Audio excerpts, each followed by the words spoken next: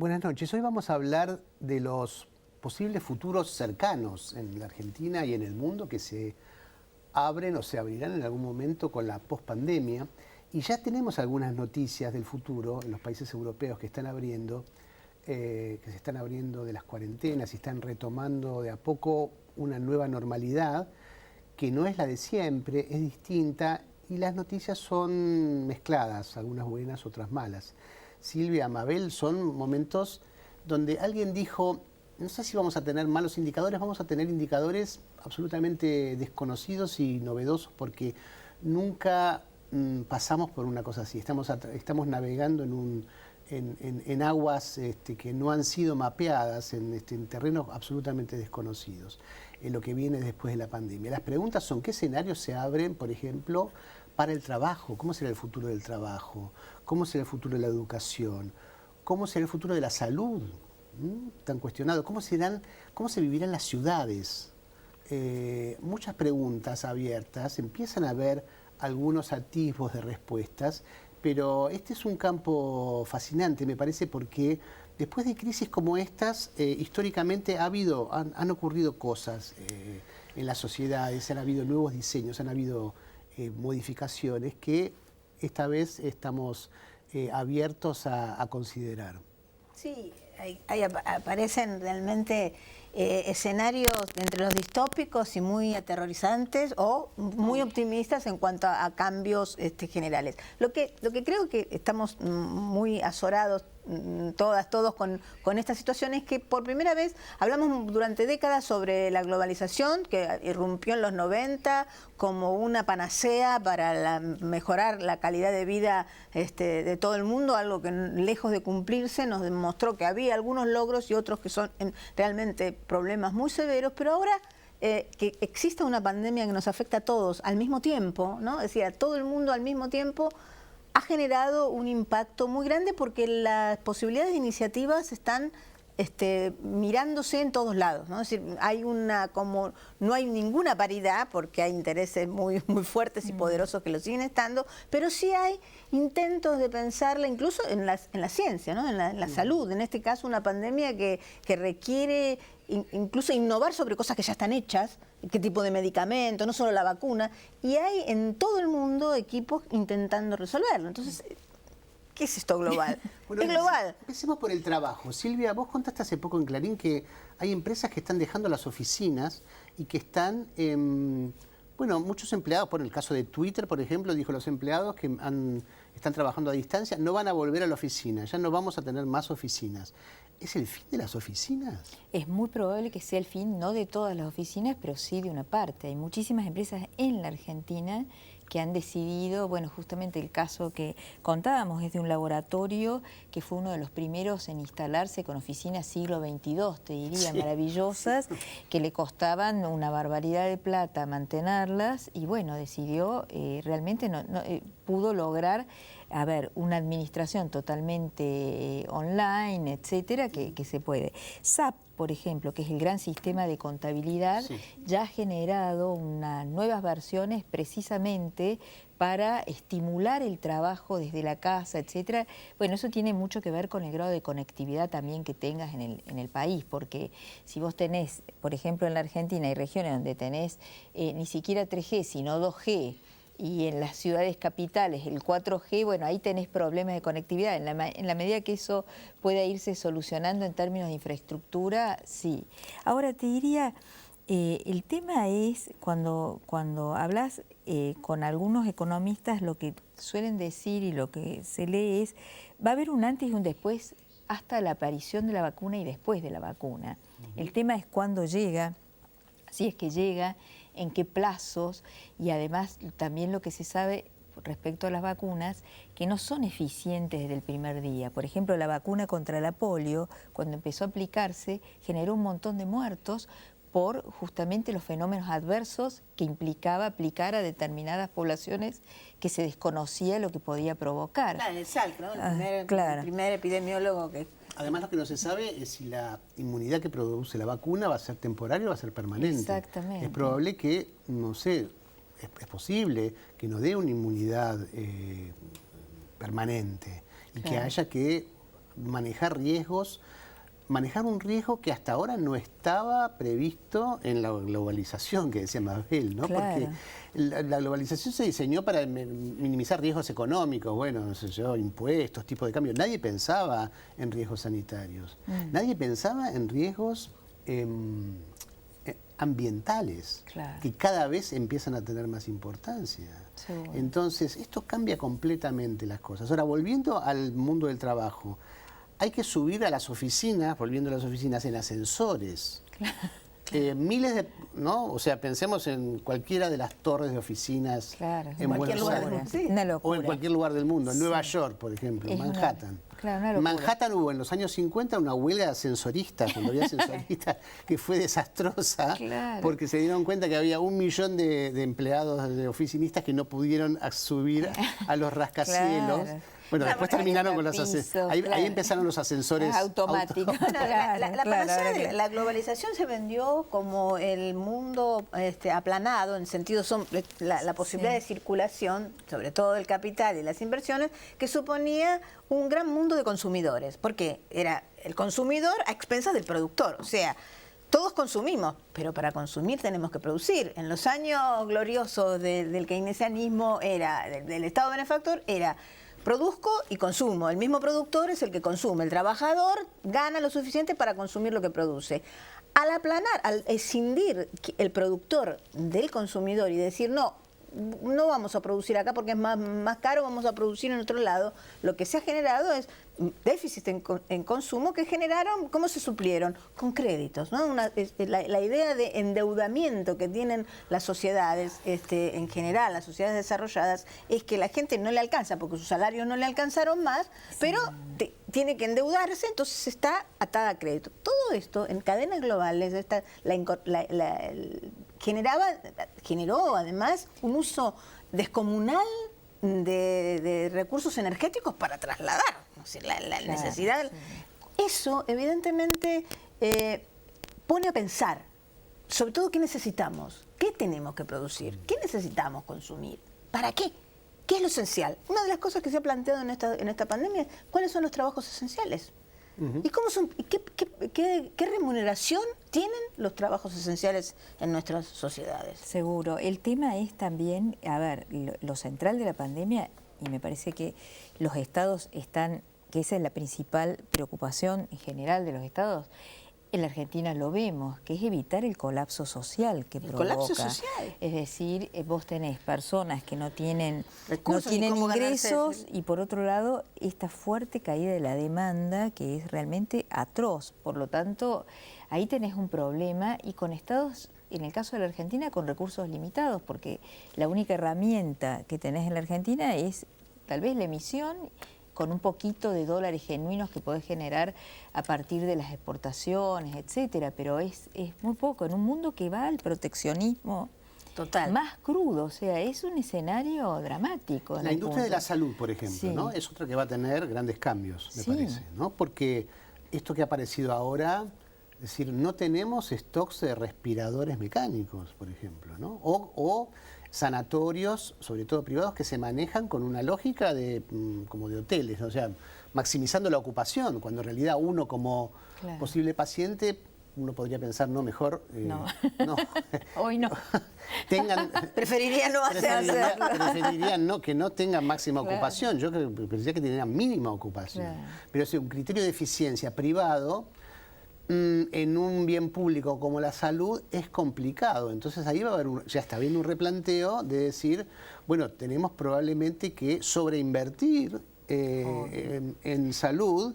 Y no está mal que así sea porque la sociedad está de acuerdo Bueno, se en sobre- financiar que, bueno, cuando sea necesario haya suficientes respiradores, camas de terapia intensiva, etc. Eso pasó, bueno, en Estados Unidos, tener sobreequipamiento de armamentos, ¿no? Para prever guerras nucleares o guerras convencionales y no tener equipado el sistema de salud, que en realidad el sistema de salud de Estados Unidos fue un sistema que volvió para atrás, porque el Medicare existió en los años 50 y 60, pero lo que fue con Reagan es limitado completamente. Entonces es esta discusión de que se ve cómo viven las sociedades. Es decir, el afán de lucro nos hace mejores como sociedades, no quiere decir no trabajar. El trabajo como centro no es lo mismo que el lucro como centro. Exacto. Trabajar es importante. El tema es en qué trabajamos, para qué trabajamos, qué cosas hacemos, los trabajos de cuidado que hoy por hoy pasaron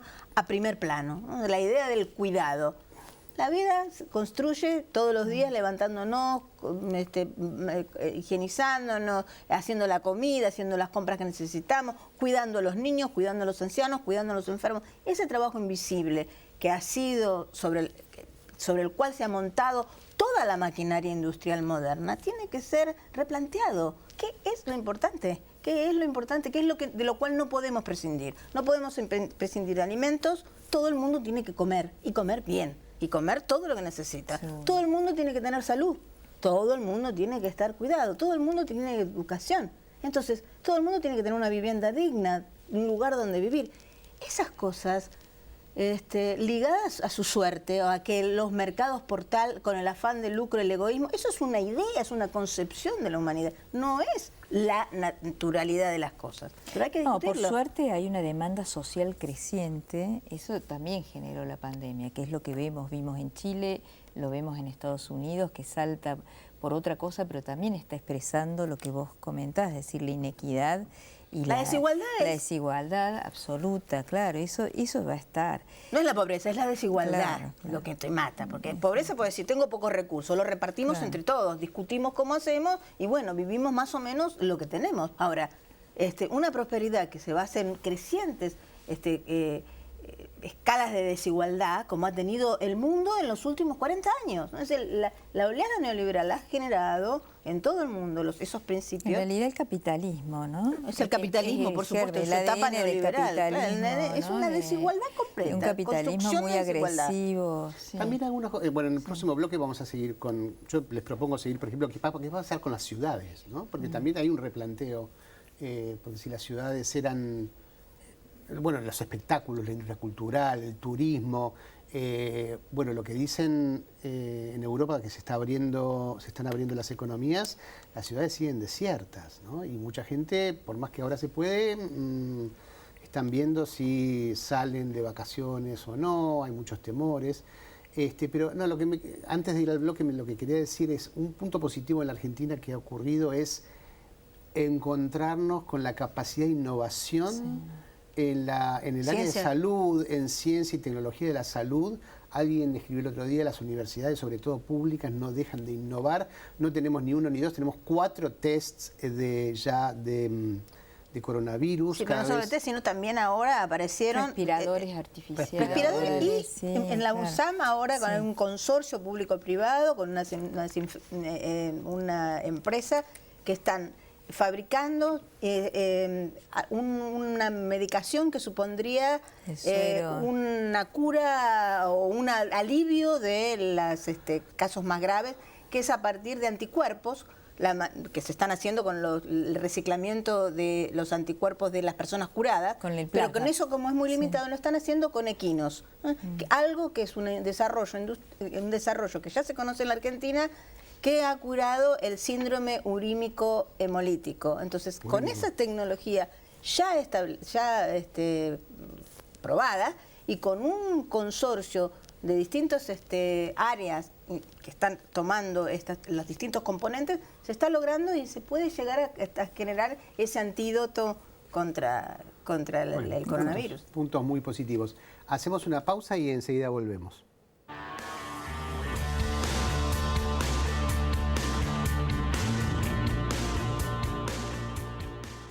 Protegete del coronavirus. Quédate en casa. Respetá el aislamiento social preventivo obligatorio.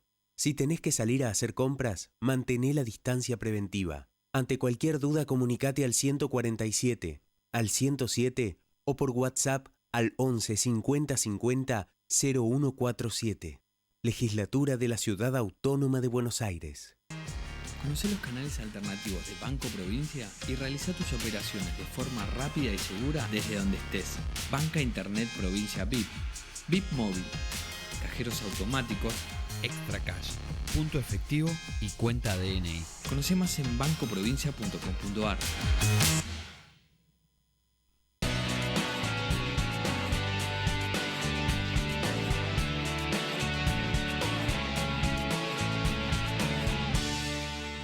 Entre los vecinos nos seguimos cuidando. Si tenés que viajar en transporte público, ir a locales comerciales o dependencias de atención al público en la ciudad, es obligatorio usar tapaboca. Para más información, entra en la web o chatea con la ciudad.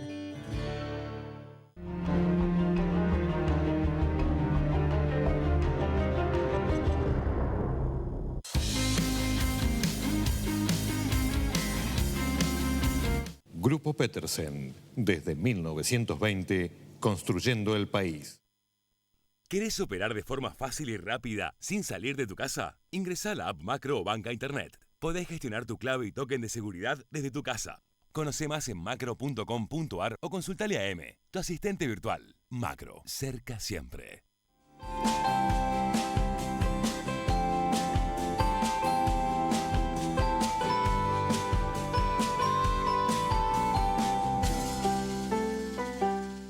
Porque sos de la tierra de la mejor carne del mundo. Carne que elige tu carnicero amigo. Carnicero que sabe que viene de las mejores vacas. Vacas alimentadas con los mejores pastos. Pastos que crecen en nuestros campos. Campos que tienen la mejor tierra. Tierra que nutrimos con urea. Somos de la tierra del alimento. Y en ese origen está todo. Profértil. Vida. Para nuestra tierra.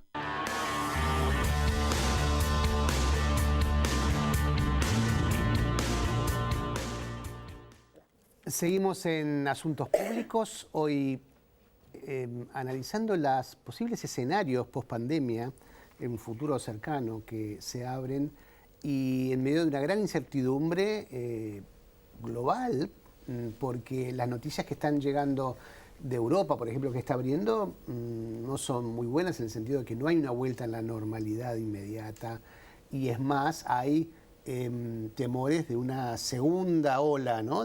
Beijing ya está amenazando cerrarlo. Como Pekín están volviendo a cerrarse. Todavía seguimos con una altísima incertidumbre y por eso uno de los escenarios que se plantea es cómo va a ser, qué pasará con el futuro de las ciudades, ¿no? Porque hasta ahora las ciudades venían con un enorme impulso y había una gran cantidad de teóricos que decían, bueno, a favor de la densidad de la población, la densidad de las ciudades como un factor positivo e interesante que multiplicaba la creatividad y la productividad, ¿no? Cuanto más gente vive, más gente talentosa vive, más interesante se vuelve, multiétnico y multicultural y bueno, esa mezcla y esa unión producía productos muy interesantes, pero hoy, en la era del distanciamiento social, que no se sabe cuánto tiempo va a durar, esto está cuestionado. Entonces, si esto está cuestionado, ¿para qué pagar altísimos precios o alquileres para vivir en la ciudad? En muchos lugares están diciendo, volvamos a los suburbios o vámonos al campo. Dependerá del tiempo que dure. Lo que es cierto es que hay algo que está cuestionado, que es la densificación, que suponga, bueno, por un lado vivir en el mismo lugar, porque la densificación tenía la idea de que, bueno, que la gente viva donde trabaja, pero acumulado y no descentralizado. Lo que se está planteando es todo un movimiento de la descentralización de las ciudades. Ciudades de 15 minutos se llaman. Se supone que a 15 minutos a pie uno puede hacer todas las cosas que necesita hacer en su vida cotidiana, de su trabajo, las escuelas de los chicos, las actividades culturales, donde no se necesite más que donde se pueda caminar, se pueda usar bicicletas, se pueda usar transporte público, más ahorrador de energía, más pequeño. Bueno, esos son modelos. Entonces, una de las cuestiones que se están planteando es cómo establecer desarrollos productivos polares en distintos espacios, sobre todo, bueno, además en la Argentina, que tenemos una extensión territorial enorme y una concentración macrocefálica que no para de crecer, y no hay solución a eso desde la fundación de la Argentina. Uno de los países más urbanizados del mundo desde hace ya muchísimos años. Claro, claro. Bueno, también fíjense que una de las cláusulas del Banco Mundial para dar créditos, porque bueno, tiene mucho que ver con el cuidado del medio ambiente, se llama kilómetro cero. ¿Esto qué quiere decir? Que el producto que vos estás produciendo tenga el menor flete posible y que pueda ser consumido. Si una empresa va a pedirle crédito al Banco Mundial, tiene que explicarle cómo va a ser su desarrollo de proveedores para que sean locales y su desarrollo de clientes para que también sean locales, de manera de evitar el uso de combustibles, etcétera, etcétera. Hay una discusión que está a veces tergiversada sobre lo que es la soberanía alimentaria. ¿Qué se discute con eso? Y parece que hubiera gente que propone volver a lo pastoril. No, lo que se está proponiendo justamente es la escala de la producción de alimentos, los lugares donde se produzcan alimentos. Lo que se está cuestionando son esas cadenas globales donde un mismo producto como materia prima da la vuelta al mundo para volver elaborado al consumo de ese mismo lugar. Entonces, esa locura, esa aberración eso estuvo muy promovido, digamos, en un modelo comercial que hoy está tremendamente cuestionado, donde, por ejemplo, Suiza, que no tiene un gramo de cacao, es el principal exportador de chocolates del mundo. ¿Por qué? Porque si vos sos Brasil y le querés exportar un chocolate, o Arcor le quiere exportar a Suiza un bonobón, resulta que tiene que pagar un arancel de 500%, porque los suizos dicen, no, la industrialización es mía, vos vendeme el cacao. Ese fue un modelo justamente que, escalado, originó la globalización, es decir, dividiendo a productores de materias primas y que no podían acceder a los mercados para, digamos, si vos querías elaborar tu producto, pues no, te metían unos aranceles tremendos. Además, y eso es lo que generó esta locura de traslados. ¿Por qué el cacao tiene que viajar a Suiza para transformarse en el chocolate lindo? Y no se puede hacer en Brasil un buen chocolate. Claro, bueno, esa es la guerra histórica, ¿no? Esa es la diferencia que hemos tenido los países productores de materias primas y los países industrializados, que fue la simetría comercial que funda esta locura de acumulación y concentración cada vez más enorme de la riqueza, ¿no? Entonces, y eso tiene que ver también con los avances tecnológicos ahorradores de trabajo, porque el capitalismo funcionó siempre, desde sus orígenes, tratando de ahorrar trabajo humano, reemplazado por máquinas, generando productividad, más posibilidad de creación de bienes, pero a la vez de qué tipo de trabajos y de qué vive la gente, ¿no? Por eso otro de los temas que está en agenda es el tema de la renta básica, ¿no? Hay algo que está muy discutido, pero que ahora se vuelve a retomar con muchísima fuerza. Bueno, eso es lo que decía Silvia de la vuelta al proteccionismo, ¿no?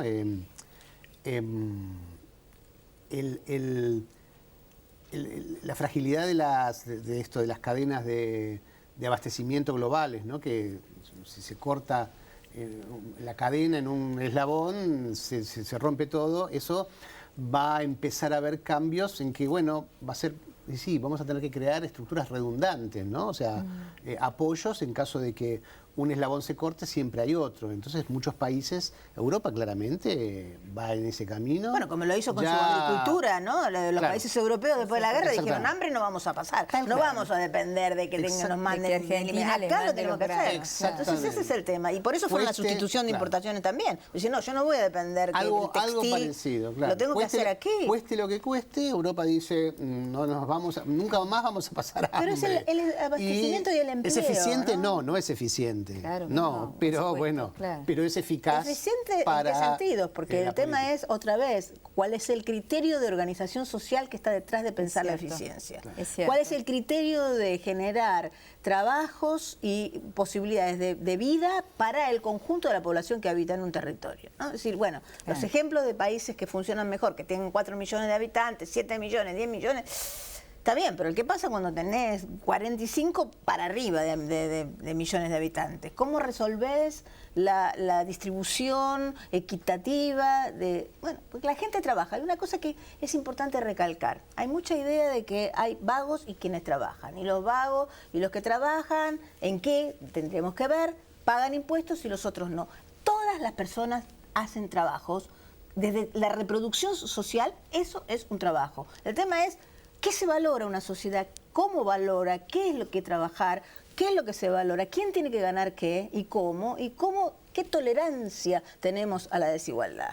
¿no? Si nosotros no tenemos una sociedad que empieza a decir no toleramos la desigualdad, difícilmente Bueno, lo interesante es que esta pandemia cambie, ¿no? ha puesto en debate nuevamente cosas que se pensaban que ya se habían naturalizado por completo, como diciendo, miren, así funciona el mundo. La globalización es así, es como, no sé, es como una fuerza de la naturaleza, es como la ley de la gravedad. No era la ley de la gravedad. No, por supuesto. Igual, a mí me parece que hay intereses tan fuertes, creados, económicos, que no va a ser tan Pueden fácil. comprar con Va a haber voluntad una de lucha. conciencia. No sabemos si comprar voluntades, pero hay intereses fuertes económicos para que las cosas sigan como están. No cambien. Claro que sí, obviamente. Entonces va a haber una no va a ser tensión fácil. social enorme. Va a ser muy difícil que se reconozca el trabajo, como vos decís, Mabel, o sea, y va a ¿será ser obra de los propios trabajadores o claro, no lo va a ser? Claro, no. Evidentemente sí, son intereses creados de décadas, que además han acumulado mucho. Y privilegios, Entonces, porque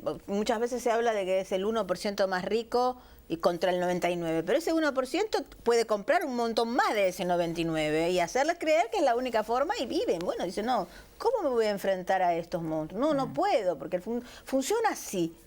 Funciona así. Bueno, pero claro, funciona así porque la sociedad hizo arreglos y los sostiene.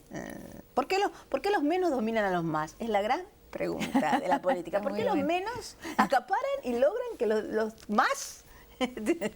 no más? Pese a la democracia. Claro, la democracia que dice, bueno, la democracia tiene una restricción básica. Se puede discutir todo menos los derechos de propiedad ya constituidos. O sea, el que ya tiene. El que no sé cómo, va a tener que hacer todo esto. Entonces, esas son las cuestiones que hay que discutir. Bueno, la buena noticia en todo caso es que hay un replanteo. Por primera vez en mucho tiempo, en medio de una crisis, y las grandes crisis, suelen provocar cambios. A veces no, a veces provocan solamente calamidades, las calamidades traen calamidades. Pero esperemos que esta crisis sea productiva. Por lo menos productiva en ese provoca sentido. cambios, sí. Bueno, esto fue Asuntos Públicos. Gracias por acompañarnos.